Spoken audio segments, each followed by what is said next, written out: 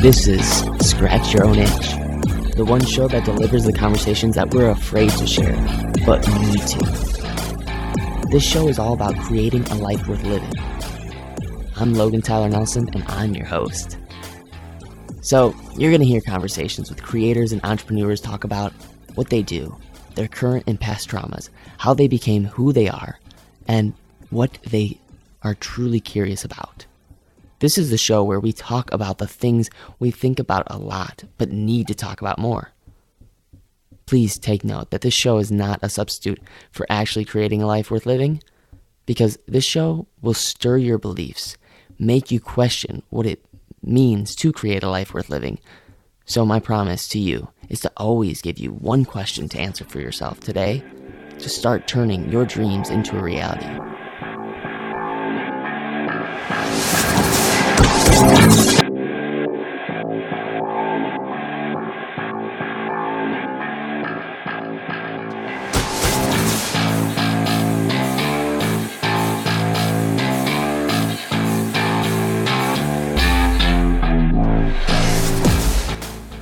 So, my curiosity question for you is, do you believe you were put on this planet to do something and you feel like you're not doing it? Let me ask you this again. Do you believe you were put on this planet to do something and do you feel like you're not yet doing it? Well, if this is you, I want to let you know first off that you're not alone. Secondly, I want you to know that this is right around the corner for you, because my guest today is a master in helping you create your dream and turn it into reality.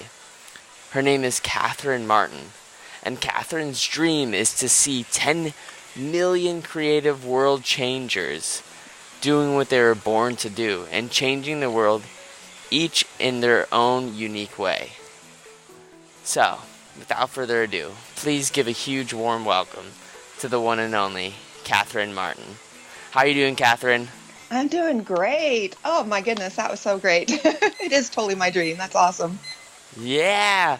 So, thank you for coming on. We connected through Kyrie Oliver, and I'm happy that he connected us. I'm super stoked and excited that you are on the show today, and I just want to start off with the mission of the show is really to scratch your own itch by really solving a problem that you see in yourself, and by solving this problem that you see for yourself, you solve it for other people too, because you know how to solve it for yourself. So therefore, you are qualified to help other people with this problem that they may have and turn a business out of it.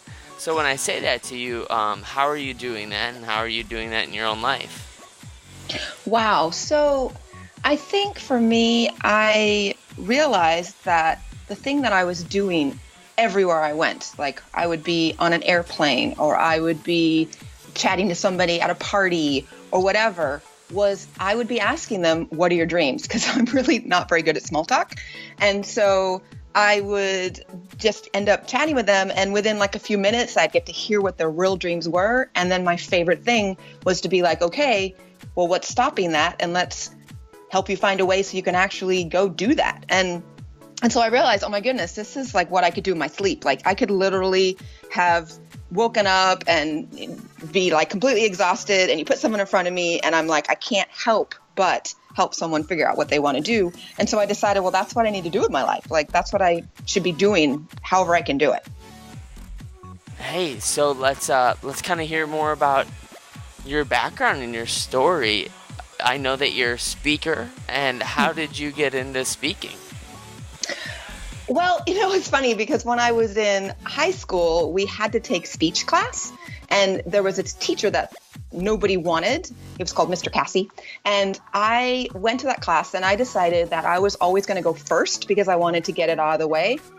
And then what I discovered was that when I got up there and did these speeches, that A, I was good at it, and B, that I really, really enjoyed it. And so I ended up being a teacher's assistant for him. And then when I went off to college, I ended up speaking to groups in college. And then after college, I ended up I kind of did speaking in lots of different ways. Like some of it was through training. So I taught creative writing workshops for a season. I've taught drama stuff for a season. I have spoken to different community groups and just in different places all over the world. I did a lot of community development work overseas. And so it's just been like, it's the thing that it's like the one thing that I so want to do in the world. Like I so most love getting up in front of people and speaking, which is funny because I'm actually really, really introverted and I need a lot of alone time and I can get quite shy in parties, but you put me on stage and it's like I become a different person. In fact, my husband actually proposed to me after he saw me on stage spontaneously. And we've been married now 18 years. So it's just this thing that it's like the thing that I couldn't not do. Like if you told me I could never speak again and whatever form, whether it's on stage or through one-on-one calls or through training or whatever, I'd just be like, absolutely get it. I'd be like, okay, I don't know what I'm gonna do with my life now. So yeah. I love it. It's interesting that you say that you're an introvert, and that when you're at parties, and I think it's the human brain. I've really kind of tackled this. The human brain wants to do something when it's at a party and it's not mingling and it's just kind of like going and doing this like sort of like quick hop step and skip, and it's not really getting deep or it's not really like challenging themselves. That's why I hear this pattern with a lot of speakers like yourself that go like, hey, I'm an introvert but I love speaking. It's because like you're actually, I think, taking on a challenge that is bringing not just your humanity, but what we're built to do as a species is to actually go out in front of a group of people and feel like we're of value, instead of just a person and going, hey, what's your name? Oh, cool, I'm from Springfield, Illinois. Oh, cool, on to the next person. Right. So, I hate small talk. Yeah. Let's get, what do you really want to do with your life? What's really on your heart? So let me ask you then, why do you think, though, that there are a lot of people right now that do like to talk in the future instead of the present? How do you actually be present? Because I hear right now that you're like, all right, what do you really want to do? How do you kind of channel that into something that they can do right away, soon, versus, a week or two from now? Gotcha. And, I think that's actually one of the biggest things that stops people from doing what they really want to do. I mean, there's lots of reasons I've found as I've talked to people, but one of the biggest ones is, I'm going to do that when this exam is over, or when this big event is over, or when I finished this thing, whatever this thing is, or when I think I'm more qualified, or when I have more money, or when I have whatever. And I think it is like the biggest, what's the word? It's like the biggest hindrance, but it's more than that. It's like it allows you to not have to step out, because you go, well, it's going to be okay if I don't do it, because down the road I'm going to do it. And so I think it's really, that's a great question. How do you get more present? That's really your question, isn't it? How do you actually live more now? And I think it's... Hey, Logan Tyler Nelson here. I would so appreciate it if you took some time to hit the subscribe button. I really want to just honestly live and give. Why? Because I was told when I was young that if you're feeling down, the best way to feel better is by lifting someone up again. So in an effort to make someone feel less alone, please hit the subscribe button so the podcast has a better chance of being found and making someone feel less alone. And if you're feeling down, hey, it can help you. Know that by hitting that subscribe button, you just did someone a huge favor. So thank you for hitting that subscribe button. I think it's really stopping to look at first, really knowing what you really want to do. And because I get so many people come talk to me and they say, I have no idea what I want to do with my life. Like they genuinely are like, I'm clueless. I don't know. And so I'll say to them, okay, on a scale of 1 to 10, where are you at in this process? And they'll say, I'm like a 2 or a 3 or 4 maybe. And then we'll get done. And I mean, I'm literally, no joke, I can help you figure out your calling in less than 10 minutes. I'll be like, okay, where are you at now? And they're like a 10. And I think it's because they haven't sat down and really just come to a place of, of listening to their heart and what they want to do. And so when I come along and actually ask really good questions, then they're able to figure it out. But the other thing is, I think a lot of times they actually, I mean, we really already know, I really believe it's in our DNA, but there's been people or circumstances or society or something they heard in the news or read on Facebook or whatever that they've gone, well, I can't really be a musician because nobody makes money at that, or I can't really do this because it'll take years, or I can't really whatever. And so they keep pushing it down because it seems impossible. It seems silly. They're afraid they're going to get laughed at. There's all these fears that come up. And so when someone comes along and can say, okay, what's your real dreams? And actually, it's really not that hard. Not that it's not hard, because it is definitely a challenge to go after your dreams, but it is doable as long as you put forth the effort. And so, yeah.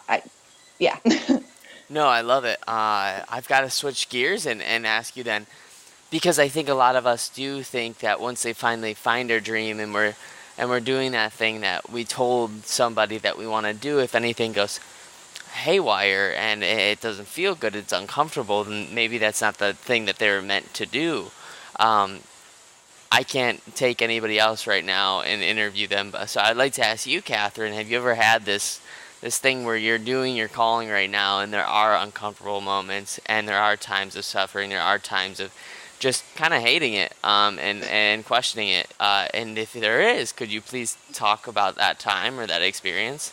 That's awesome. I'm smiling and laughing so hard right now because I'm like, every day. Okay, not literally every day, but there is that, like, there are so many times where I just think, I can't do this anymore. But that's where, for me, I'm trying to think of an actual example for you where I've wanted to do, where I've just been like, okay, I've had enough. And then how I've actually gotten through it. So that's a great question. I think because I've been through a lot of my life as far as just challenges and trauma and things. And so I think I have a general like resilience about me, but I think what I'll go back to something from a while ago. I used to do these events in theaters, and they were like these multi-arts events, and there was loads involved as far as people and coordination. And we had like interactive things during the intermission. And it was a huge undertaking, and I wasn't making a lot of money at them. And I would literally be about to go into the show like the next day and someone would cancel on me. And I would literally end up in my house on the ground in tears saying, I can't do this anymore. And we often had people staying with us at the time. And so this one wonderful woman who lived with us said, you always end up on the ground saying you can't do this anymore, but then you would end up just getting back up like 10 minutes later. And I think it was because when I look at the option of it, when I look at the possibility of not doing my dreams, of going, okay, fine, I'm going to just sit in front of the TV and watch reality TV the rest of my life and go get a whatever random 9-to-5 job. And I mean, nothing against 9-to-5 jobs. I'm just not personally wired for one very well. And I'm just going to live my life and make money and whatever. When I look at that possibility, it's actually for me scarier. And that sense of regret at the end of my life is scarier than doing the thing that seems really overwhelming to me at the moment. And one trick that I've used that I've put into play a lot is I would say to myself, what if I'm actually set up for success? Like, what if I'm actually wired to do this? And there's a great book by Seth Godin called The Dip. And it's a little tiny book. I don't know if have you ever read it, Logan? Have you ever heard of it? Yes. The Dip is an amazing book. And I love it because it's that thing about pressing through, because anybody who's done anything amazing, if it was really easy, everybody would be doing it. And so, you want to be an Olympic athlete. Well, sure, hardly anybody achieves that. But when you do, it's amazing. And yes, I want to see 10 million creative world changers. And I've had so many setbacks, and I've lost a lot of money, and I've been really scared and all that. But if I really want to do that, then it's going to be hard. And that's in some ways what makes it more amazing, because it's like, I mean, Seth Godin says it so much better, but it's that like going through the dip and going through the difficulty that then makes it worth it. And so I think that's what kind of gets me up again. Like, okay, this has been really hard. I tried this venture. I published this book and it didn't sell, which has actually happened. I have done these events and I've lost a lot of money, which has actually happened. I've put myself out there for courses that I've offered, and like hardly anybody signed up, which has really happened. But it's like, okay, well then you put another course out there. And it's like one of my mentors would say is that as long as you never give up, then you can't fail. You're just basically, it's just another step on the journey. And it's stopping to look at, okay, what did I do? What can I take from this experience that went well that I could use again? And what didn't work that I can go, okay, well, I guess I won't do that again. And then just keep moving. I love this. I love this that you say that, because I think it's putting it into a real reality for you to go, okay, yeah, I understand this right now. Like, this is happening to me. And if I stayed in this moment, then I would be here forever. Mm-hmm. And if I just stayed in this suffering. So I think one thing that speaks to me right now, though, for us is I think a lot of us like to also plan. Like, we're really good. We get kind of addicted to planning. Is there ever been a moment where you've worked with a client and they just keep planning and they keep going with the next thing and the next thing and the next thing and the next thing, and they're not really doing anything, but they're really good at making plans? Yes. And I've done that too. Like, there's no shame in that. I mean, it's so common because we want to set ourselves up so we don't fail. So we want to like actually make these plans so that we can make sure we deal with any eventuality. But I used to have this joke when I lived overseas for a season. I was doing this community development work. It was like, making plans. It's like, how do you make God laugh, basically? Because it's like, I'm going to make this plan and I tell you guys, this is what I'm doing next. And then it's not at all what happens. And I actually just had a client recently who they were great at this. It was one of their strengths, which was research. And they'd done all these different tests about calling and figuring out their strengths and their gifts. And we have this call and I help them see what it is they really want to do and what their strengths are. And they're back on email with me again saying, okay, well, I read this in this book and it says I need to know my values. So can you tell me what my values and my giftings are? And I finally just said to them, look, you have a great strength for research and for digging in. And I think that's awesome. But now is the time to take action. And also knowing that when you take action, you can always go back and research more, or in case of your question, you can always go back and make more plans. But it's like you have to step forward, because you don't know if the plans are going to work until you step forward. And now, saying all this, I'm not a fan of, hey, let's just jump out of the boat and hope there's no sharks. Like, I really believe that we can. There's an African proverb that says only a fool tests the depths of the water with both feet. And so I really do believe that we need some plans. Like, it's really helpful to put one foot in and test something while you don't have to like leave your job and then go try this thing and just give it all up. Although saying that, I have actually moved across the Atlantic Ocean twice and sold everything I own. And I've done those crazy things. At the same time, a lot of time, 90% of the time, with most people I work with as well, and not just them, but also for me, it's not a case of I literally just like jump out and try this thing. There is a plan. I have some general idea, but there just has to come a point where you go, okay, I've done as much planning as I can do. I've sought counsel, which I think counsel is amazing, but sometimes seeking too much counsel, you can end up, I know for me, if I get too much advice, it's going to conflict and then I get all confused. And so you can seek counsel and make plans and do research and all that. But until you actually step out, you're not going to know whether or not it's going to work. And so I tend to just go, okay, I have this idea. I'm going to do this course. And even with something as simple as when I taught creative writing workshops, I would create a plan for the day and a plan for the 12 weeks or however long the course was. And I would get in there and then people would have questions that were different than I expected. And we'd go on tangents. And I'd have in the back of my mind what the plan was. And I'd be thinking, okay, well, I'm going to keep that piece of the plan and we're going to move this piece to next week and whatever. And then some of the plan I just had to go, oh, well, I guess we're not going to do that this time. This is more important because this is what's right in front of me. And it goes back to your original question, I think, from a while back about living in the present. But it is that jumping out, living in the present, seeing where you're currently at, looking at what you have available to you, and then just going from there.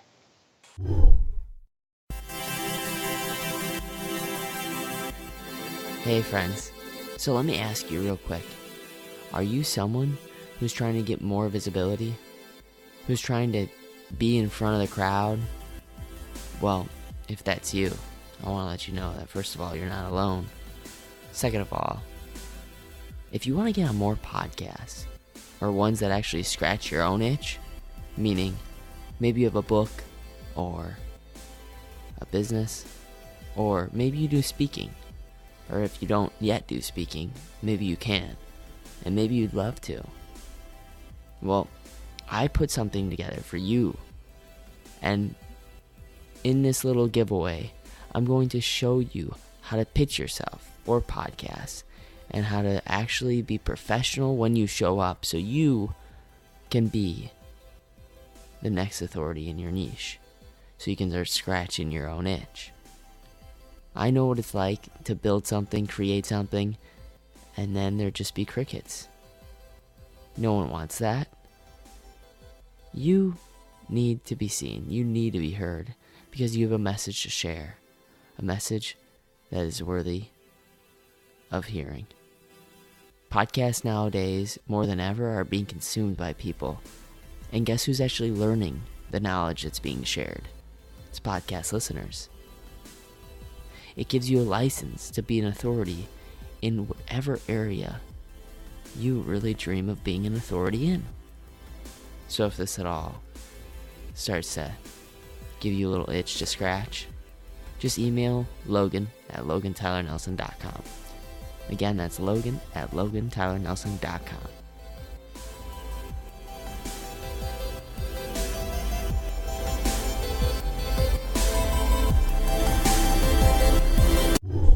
Yeah, first thing that comes to my mind is if you want to be, do, and we can often fall into that trap of analysis by paralysis. So if anyone's listening to this right now and they may be in that analysis by paralysis, it's I know that I set a timer for 2 minutes to just see if I can start doing that thing that I really want to do that's on my mind, and if the 2 minutes goes off, then I don't feel like doing it anymore and it's not going well, then I do stop and I go back to analyzing. Is there any other tricks that you may use or anything that you do for yourself when you're starting a bigger project, and you find yourself analyzing over and over and over and over and over, and you know that you need to get started? How do you get started? Great question.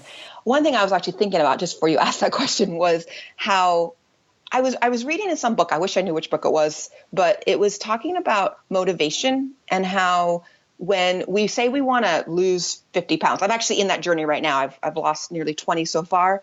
But that requires tracking your food and calories and exercising. And I'm currently going to the gym 6 days a week. And there's that thing where you're like, I don't want to go out the door. Like, it just feels like too much. Like, oh my gosh, it's just overwhelming or whatever. And I remember when I first walked into the gym, I was like, I don't understand how to use this equipment and I don't know what I'm doing and all that stuff. And what they said was all this research that has been done, whatever, by scientists. I'm not really a research scientist person, but I've seen this work in practice too, where when the hardest part is the starting. And so if you just say to yourself, I'm just going to put on my gym shoes, or I'm just going to sit down and write one sentence of my book, or I'm just going to go research to see what needs to happen to get a business license to start that business, or I'm just going to look into what it takes to get a passport so I can go to Africa and help people get clean water or whatever. That once we get started, we kind of like trick our brains into doing more. And so, I mean, when I used to write books, well, I still write books, but in the past when I've written books, I tell myself I'm just going to write for 10 minutes, or I'm just going to write for a sentence or whatever. And the next thing I know, I look up an hour later. Now, sometimes it is only 10 minutes that I write, and then I'm fine because I'm like, I did my 10 minutes. And then if I do any more, it's just a bonus. And so I remember when I used to run track in high school, I ran the mile and 2 mile, and they would have us run like 3 or 5 miles for practice, and it seemed so long. And so I'd say, I'm just going to run to that stop sign, then I'm going to stop. But I always kept going because it was like once I got the stop sign, I'd say, okay, I'm just going to run to the next stop sign and keep going like that. And so when you're doing like a big project, that's actually where in the past I have some of my worst failures, or one of my biggest failures had to do with working with a big project. It was when I was in college, and I was really good at writing papers at the last minute. And I've since discovered that that's actually one of my strengths, and I need to, I need to capitalize on that. There's nothing wrong with me if that's how I'm wired. But what I didn't do was I didn't give myself mini deadlines. I didn't break it down. I didn't say, okay, there's this big thing down here. And so if I'm going to get to mile 20, I need to, or if I'm going to get this paper written, I need to have read this book by this time. I need to have done this piece of the research by this time. I need to have done whatever by this time. And so I think that the whole drive that people have to plan, like we talked about earlier, isn't a bad thing, but because that's where I failed. But it's when you overplan. And so it's that combination. It's like a paradox of you do need to kind of think ahead some, but at the same time, then you need to go, okay, well, today is today, and I'm going to get one thing done today. And one other thing that helps me is and when I get up in the morning, I'm not really great at like from 9 to 10, I'm doing this, and from 10 to 11, I'm doing this. I'm much more, and some people need that, and that's great. But I'm more of a person where I will think, okay, what's my number one priority today? My number one priority is I am going to contact a bunch of people about this, or I'm going to get a video done for Facebook Live today, or I'm going to, whatever the prior, maybe I'm going to start to outline my first chapter of my book. And then, so when I have some spare moments, I grab onto those moments and actually get something done, but I also don't get overwhelmed. And it also helps me like actually take action and move forward.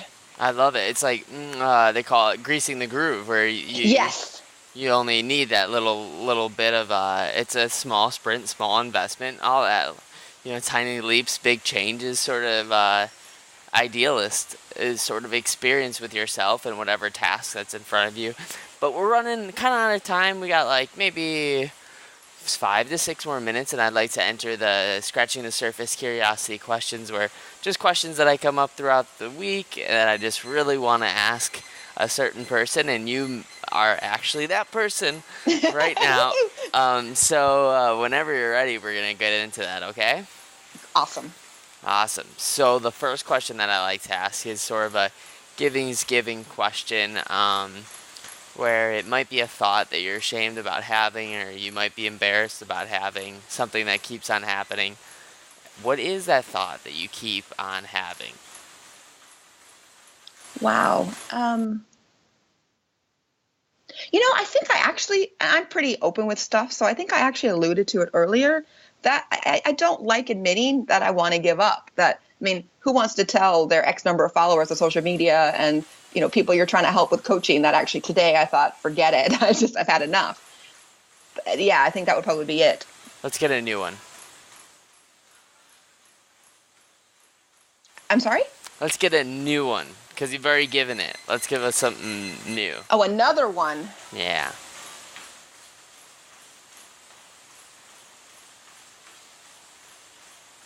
I don't know. Thought that I have. What's funny for me is like I literally got onto my Instagram and told them that I was scared to do this podcast. And so I so freely tell people what my thoughts are that I have that I don't know what it is that I have that I haven't told anybody, or that I'd be ashamed to say, because I basically say it. Honestly, nothing comes to mind. I'm really sorry.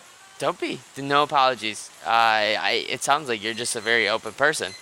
And that's a great quality to have, because when you're not hiding, life becomes a little less exhausting, meaning that it's more energizing, Like, I think there's so many people who are like I listened to Jim Carrey the other day, and he said that depression is not, it's actually another word for deep rest. It means that you need to go in deep rest when you're depressed.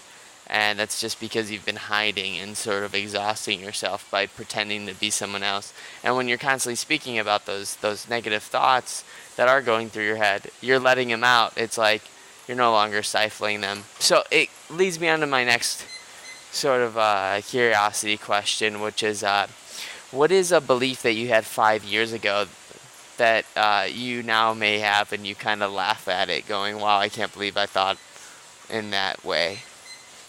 That's awesome. I love that. I've gone through so much transformation the last 3 years, particularly, but even going back 5. I think I thought, and I'm not going to say I've totally overcome this, but I've thought that I didn't have anything of value to offer the world.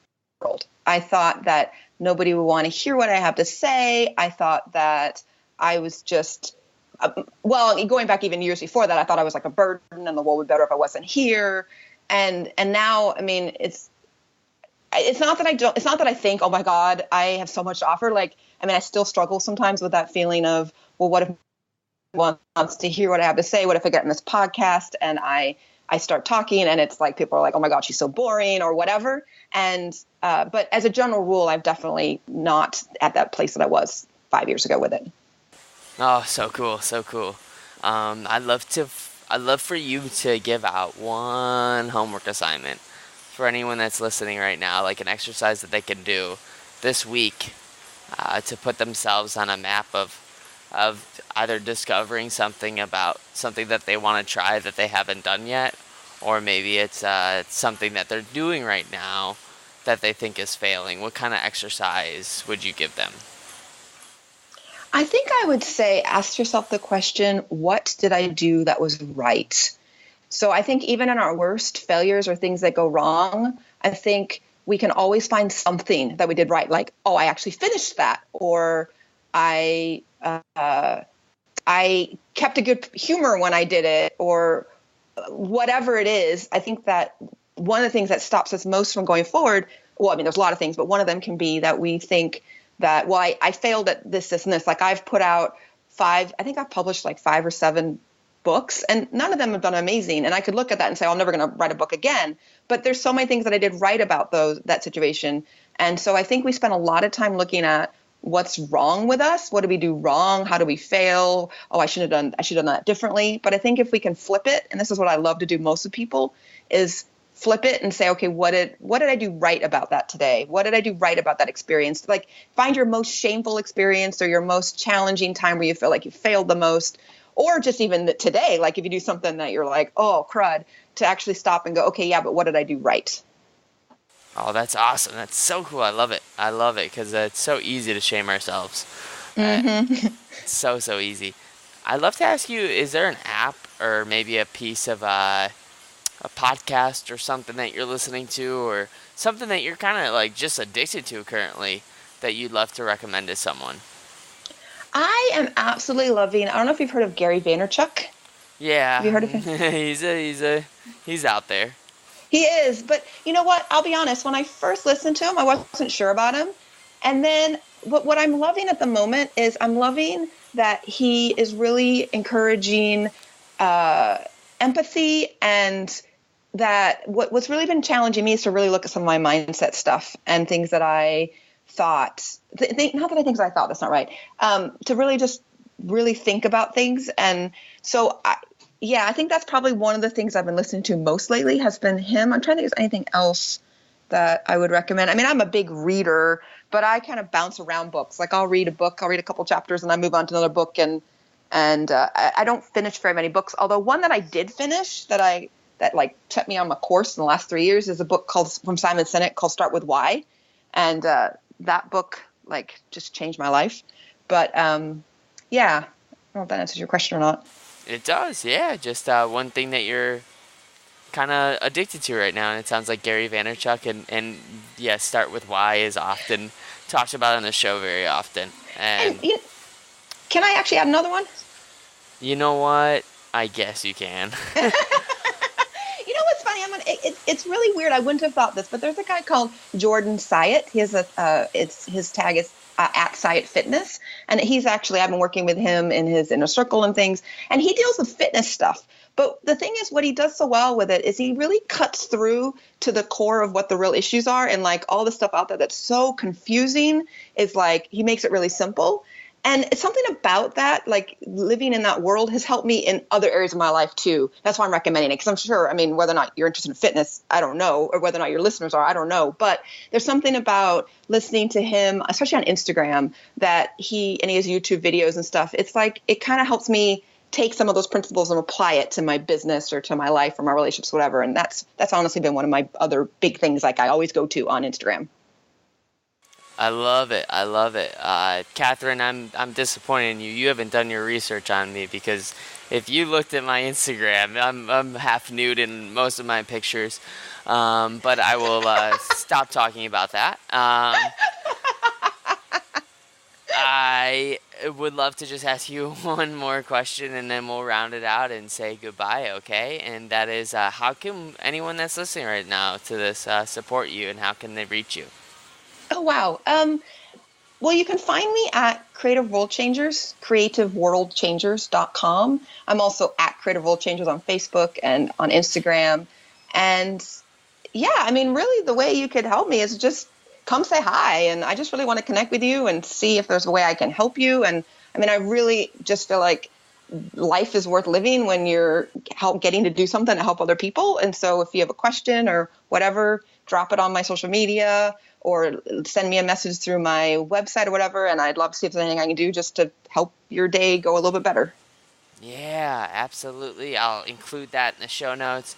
If there's anything that I said or Katherine said that spoke to you and you want to quote about it and put it on Instagram, Facebook, Twitter, and just tag our names in it, like, we want to make more friends and we want more community because environment is everything. Like, as much as we're creatures of habit, we are even more so creatures of our environment. And you can actually change your environment just by having conversations with people that are completely on the other side of this planet and connect with them. So thank you so much for coming on the show and taking the time to listen and scratching your own itch with Katherine and I today. And I think if Katherine doesn't have anything else to say, we will wrap it there.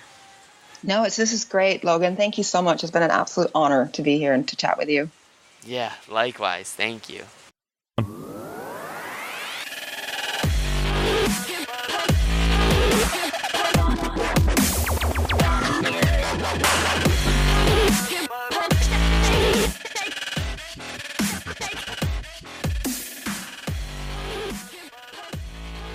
All right, there's another episode of Scratch Your Own Itch. Thank you so much for taking the time out of your day to support the show by listening. The biggest compliment you could ever pay me is just by sharing this, because honestly, it doesn't take much, and it feels so good when people create something and take time. And when I see someone take time to create something that really just changed my day, either made me feel less alone, maybe put a smile on my face, made me laugh, made me feel wiser, I always want to share it with the world. Because why?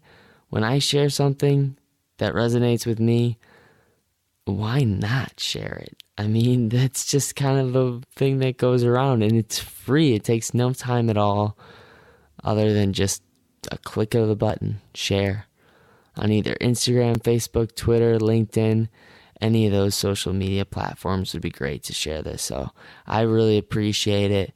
And I want to say that anybody who's looking to gain authority or expertise in their area and they don't want to take another year or year and a half to write a book and wait until that's published, I think the best way is right now is to start a podcast. So if you're at all interested in starting a podcast, if you meet the certain requirements, I would love to help you with a podcast and also get a website going for you as well.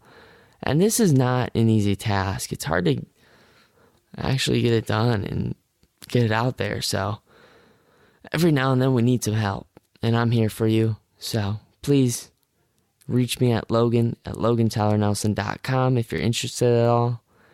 And don't ever forget, you matter and you're enough.